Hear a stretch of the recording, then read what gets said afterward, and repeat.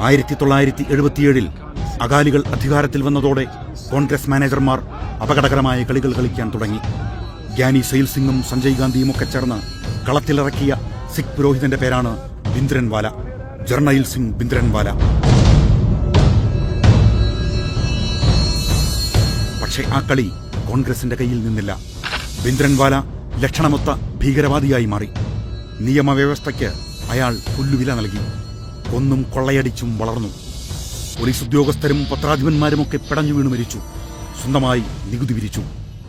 പാകിസ്ഥാനിൽ നിന്ന് ആയുധങ്ങൾ സ്വീകരിച്ചു. ഗുരുദ്വാരകൾ ആയുധശാലകളായി. പരമാധികാര സിഖ് രാജ്യം സ്ഥാപിക്കാൻ ഭിന്ദ്രൻവാല ആഹ്വാനം ചെയ്തു. അമൃത്സറിലെ സുവർണക്ഷേത്രമായിരുന്നു ഭിന്ദ്രൻവാലയുടെ ആസ്ഥാനം.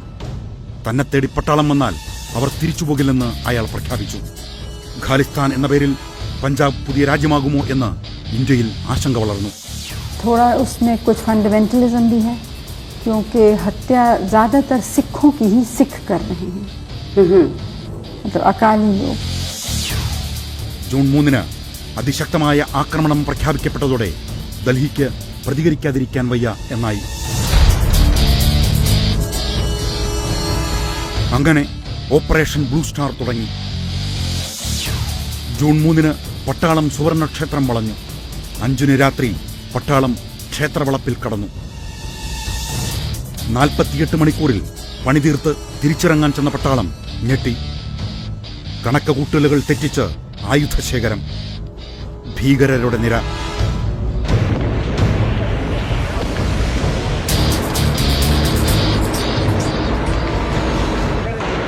പോരാട്ടം നീണ്ടു. ടാങ്കുകൾ രംഗത്തിറക്കി. അകാൽ തകർന്നു വീണു.